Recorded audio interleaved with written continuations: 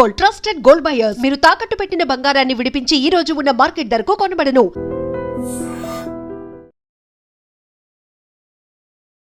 నమస్కారం, welcome to I dream. ధర్మ మార్గం విత్ విజిత కార్యక్రమానికి స్వాగతం.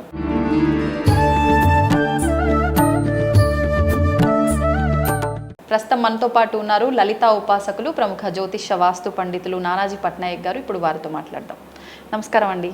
శ్రీమాత్రే నమః. గురుగారు, ఇప్పుడు ఈ జూన్ మాసంలో గ్రహాల మార్పులు జరగబోతున్నాయని చెప్పి విన్నాం. కుజుడు కేతువు మారబోతున్నారు స్థానము అని చెప్పి. దానివల్ల ఎటువంటి ప్రభావం ఉండబోతోంది? పరిస్థితుల్లో ప్రభావం ఉంటుందా? ప్రత్యేకించి ఆ రాశికి సంబంధించిన వాళ్ళు ఉంటుందా? ఏంటి, ఎలా ఉండబోతోంది? ఒకటేనమ్మా, ప్రకృతిలో ఉండేటువంటి ప్రభావం అనేటువంటిది ఖచ్చితంగా మారుతుంది. మీరు గమనించండి, ఏప్రిల్ మే మాసాల్లో ఎప్పుడైతే కుజుడు అక్కడ ఉన్నాడో పేరుకి ఎండాకాలంగానే వర్షాలు పడ్డాయి మనకి. ఎందుకు అంటే కుజుడు శక్తి కారకుడు. ఎప్పుడైతే శక్తికి కారకుడు కుజుడు అక్కడ ఉన్నాడో, జలరాశుల్లో ఉన్నాడో, అది జల సంబంధించిన శక్తిని రిలీజ్ చేసింది. ఎప్పుడైతే సింహరాశిలో కుజుడు వస్తున్నాడో, కేతుతో వచ్చి కలుస్తున్నాడో, ఇది ఇచ్చే రిజల్ట్ ఏమిటి? జూన్ జూలై మాసాల్లో అంటే కనుక కొన్ని దేశాలు, రకరకాల దేశాల మీద, ఒక దేశం మీద ఇంకో దేశం విభత్సంగా అటాక్ చేయడం కానీ, చాలామంది జన నష్టం జరగడం కానీ, ఇక్కడ అది కాకుండా మీనరాశిలో మనకి ఎప్పుడైతే శని ఉన్నాడో అది జన నష్టాన్ని ఇస్తుంది. అయితే ఇందులో మళ్ళీ ఒక చిన్న రిలీఫ్ ఏంటంటే, మనం గతంలో చెప్పుకున్నాం, మీనరాశిలో బుధుడు సంచారం వల్ల ఫ్లక్చువేట్ అవుతుంది ఈ షేర్ మార్కెట్ అని. ఈ జూన్ 6వ తేదీ నుంచి జూన్ 23వ తేదీ వరకు బుధుడు గురువు కలుస్తారు. ఈ బుధ గురువుల కలయిక వల్ల ఏంటంటే షేర్ మార్కెట్లో కొంత గ్రోత్ అనేది చూపిస్తుంది. బట్ ఏదైనా డేంజరస్ కాంబినేషన్ అనేటువంటిది ఈ 2 months జూన్ జూలై మాసాల్లో కుజకేతువులు. దీన్ని పిశాచి యోగం అంటారు. అదేవిధంగా కొంతవరకు అగ్ని సంబంధంగా వచ్చేటువంటి ప్రభావం కూడా ఉంటుంది దీనివల్ల. అంటే ఎండలు ఎక్కువగా ఉండడం. ఇప్పుడు చూడండి, మనకి ఏప్రిల్ మే మాసంలో ఎండ కంటే వర్షాలు ఎక్కువ పడ్డాయి, కానీ ఇక్కడ నుంచి ఎండలు ఎక్కువ చూపిస్తాయి. వర్షాకాలంలో ఎండలు అంటే ఈ ప్రకృతిలో ఈ రకమైనటువంటి మార్పులు. అలాగే మనం గతంలో చాలాసార్లు చెప్పుకున్నాము, ఈ సంవత్సరానికి రవి అధిపతి, మంత్రి, రాజు అని. దాని మీదకి ఇప్పుడు కేతు వచ్చేప్పుడైతే కుజుడితో కనెక్ట్ అయి ఉంటాడో, కొంచెం దేశాల్లో ఉండేటువంటి ప్రెసిడెంట్లకు కావచ్చు, నాయకులకు కావచ్చు, వీళ్ళకి ఇబ్బంది వస్తుంది. అందులో ముఖ్యంగా ఈ జూన్ మాసంలో కొన్ని దేశాలకు ఆర్థిక మాన్యం. ఎందుకంటే ఈ కుజకేతువులు కోణస్థానంలో ఎప్పుడైతే శుక్రుడు ఉన్నాడో కొంత ఆర్థిక మాన్యము ఇది కూడా వస్తుంది. ఇక్కడ ఒకసారి వస్తుంది, ఇక్కడ నుంచి 4 months తర్వాత ఒకసారి వస్తుంది. అంటే ఆల్మోస్ట్ సింహరాశిలో సెప్టెంబర్ కంటే కూడా June July August 15th to September 15th అంతే. ఆల్మోస్ట్ ఆగస్ట్ సెప్టెంబర్ ఈ మధ్యలో కూడా ఒకసారి వస్తుంది. ఆ టైంలో కొంతవరకు ఇప్పుడు ఒక నెల, ఒక 4 months తర్వాత నెల ఎలా ఉంటుందంటే, ఏదో నోట్లు మారుతాయట అనేటువంటిది, కొంచెం ఫైనాన్షియల్గా కొంత ఈ నోట్లు ఎక్కడ మారిపోయేది ఉంది. ఇప్పుడు మనకి లాస్ట్ టైం ఇదైన చూసారా మనకి నోట్లు మార్పిడి, అలాంటివి కొన్ని ఇవి కూడా వస్తుంటాయి. కానీ నోట్ల మార్పిడి అయితే ఇప్పుడైతే చూపించట్లేదు అంత ఇదిగా. కాకపోతే నేను అనేది ఏంటంటే, ఈ జూన్ మాసం ఒకటి, అలాగే August 15th to September 15th మధ్యలో ఒకటి, కొంచెం ఆగస్ట్ సెప్టెంబర్ మధ్యలో మనకు ఒక్కోసారి చూడండి స్త్రీల మీద కొన్ని ఇవి జరుగుతూ ఉంటాయి, అటాక్స్ కానీ ఇట్లాంటివి. ఈ విషయంలో స్త్రీలు కూడా కొంత జాగ్రత్తగా ఉండాలి. ఎందుకంటే ఇక్కడ లాట్ ఆఫ్ కాంబినేషన్స్ ఒకటేసారి ఏర్పడ్డాయి. జీవకారక రాశుల మీద ఏమో శని సంచారము, కుజకేతువులు సింహంలో ఉండడము, బుధ గురువులేమో మిథునంలో ఉండడము, ఈ శుక్రుడేమో శుక్రకేతువులకి కోణాల్లో ఉండడము, ఇవన్నీ ఇటువంటి వాటికి దారితీస్తుంది. అన్నిటికంటే ముఖ్యంగా ఏంటంటే, కొన్ని దేశాలు గొడవల వల్ల చాలా మట్టుకు, అంటే పెద్ద పెద్ద అణుబాంబులు కాదు కానీ అణుబాంబులతో సమానమైన బాంబులు వేయడం వల్ల కొన్ని మైళ్ళ దూరం వరకు కూడా జనారణ్యానికి ఇబ్బంది కలగడము, అధిక ఉష్ణాన్ని క్రియేట్ చేసేది. ఎందుకంటే సింహరాశి అనేటువంటిది ఉష్ణ సంబంధించిన రాశి. అధిక ఉష్ణాన్ని క్రియేట్ చేయడం వల్ల ఆ యొక్క విషయం.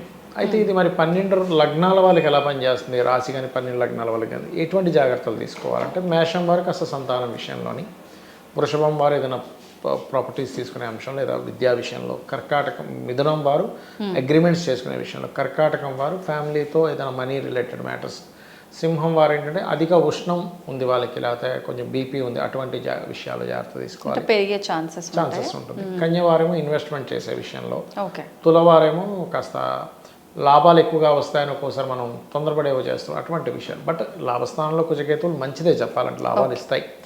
వృశ్చికం వారికి ఏంటంటే పర్టికులర్గా అక్కడ అది ఉద్యోగంలో హైక్ ఇస్తుంది, at the same time stress కూడా ఉంటుంది. అలాగే మనకి చూసుకున్నట్లయితే ఈ ధనస్సు వారికి చూసుకుంటే కొంచెం ఫాదర్ విషయంలోనే పెద్ద పెద్ద పెద్ద మొత్తంలో ఏదైనా బ్యాంక్ ట్రాన్సాక్షన్స్ చేసే విషయంలో, మకరం వారేమో ఏదైనా ప్రాపర్టీస్ తీసుకునే విషయంలో, యాన్సిస్టర్స్ ప్రాపర్టీ విషయంలో, ఏదైనా ల్యాబ్స్లో రీసెర్చ్ చేసే అంశాల్లో, కుంభం వారు వారి జీవిత భాగస్వామికి సంబంధించిన అంశాల్లో, ఏదైనా వివాహ ప్రయత్నాలు, వివాహ నిర్ణయాలు, పార్ట్నర్స్ విషయంలో, మీనం వారికి ఏంటంటే వాళ్ళ ఫాదరు ఆయన పూర్వజన్మ కర్మ కొన్ని అప్పులు ఇవ్వడం తీసుకునే విషయంలో ఉంటుంది.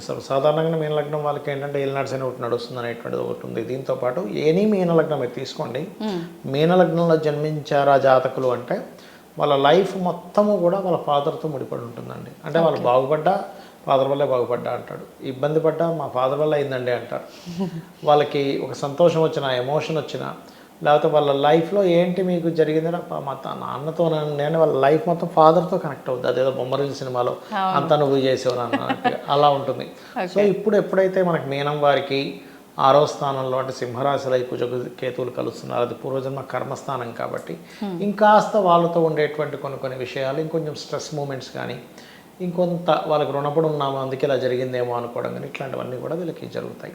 అయితే దీనికి రెమెడియల్ పార్ట్ ఏమిటి అంటే ఎనీ లగ్న ఎనీ రాశి వారు కుజ కేతు గ్రహాల దగ్గర దీపారాధన చేయడము, ఉలవలు కందులు దానంగా ఇవ్వడం చేస్తూ ఉండాలి. అదేవిధంగా వీలైనంత మటుకు దీపదానం చేయడం మంచిది. గోవులకి క్యారెట్స్ మరియు గ్రాసం తినిపించడం మంచిది. దీపదానము అని అంటే దీపాన్ని పెట్టి నూనె, ఎటువంటి నూనె? నూనె, నువ్వుల నూనె, దీపాన్ని వెలిగించిస్తారు దీపదానం, అది ఇస్తే చాలా మంచిది ఈ టైంలో. ఓకే, అంటే ప్రత్యేకించి ఏదైనా రోజున ఇవ్వాల్సి ఉంటుందా? వారము అంటే మంగళవారాలు ఇస్తే మంచిది. ఎవరైనా ఏ రాశి వారైనా ఇవ్వచ్చు. ఇంకోటి ఏంటంటే దీపదానం ప్రత్యేకంగా ఎవరికైనా సరే మందబుద్ధి ఉంటుంది చూసారు కొంతమంది పిల్లలకి, అయ్యో పెద్దగా వీళ్ళు గ్రో అవ్వలేకపోతున్నారండి, ఏంటో మందబుద్ధి మా వాడు ఏమీ ఎక్కట్లేదు అంటుంటారు. అలాంటి వాళ్ళు దీపదానం ఇస్తే మంచిది. చెడు సావాసాల వైపు వెళ్ళిపోతుంటారు కొంతమంది, కొన్ని అలవాట్లు అవి.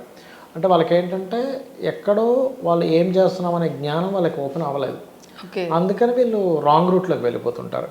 అలా రాంగ్ రూట్లో వెళ్ళకుండా కూడా కాపాడుతుంది దీపదానం. మీరు ఏదైనా మీకు లైఫ్ మొత్తం చీకటి అయిపోయింది, ఏంటో నాకు ఎటు వెళ్ళాలో అర్థం కావట్లేదు అనుకునేటువంటి వారికి దీపదానం అద్భుతంగా పనిచేస్తుంది.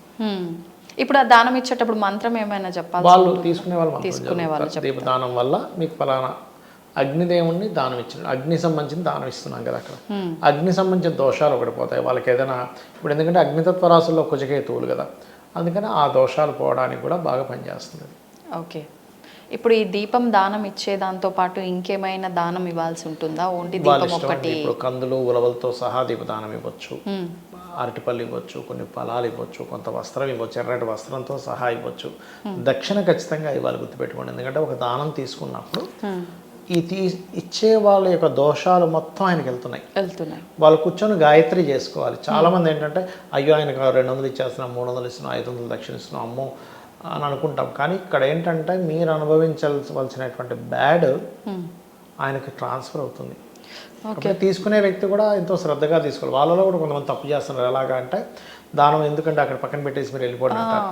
కానీ నేనేమంటానంటే ఇప్పుడు మీరు ఉన్నారమ్మా, మీరు ఒక అకౌంట్లో మనీ వేయాలి, బ్యాంకులో ఒక మూలన డబ్బులు పెట్టేసి వస్తే మీ అకౌంట్లో పోతాయి అవి. మీరు అక్కడ మీ అకౌంట్ నెంబర్ చెప్పాలి, మీ పేరు చెప్పాలి, వాళ్ళు నోట్ చేసుకోవాలి, ఎంటర్ చేసుకోవాలి, స్టాంప్ గుర్తి మీకు ఒక పేపర్ ఇస్తారు, అప్పుడు మీ అకౌంట్లోకి వెళ్తుంది. అలా కాకుండా ఎలా వెళ్ళదో ఇది కూడా అంతే.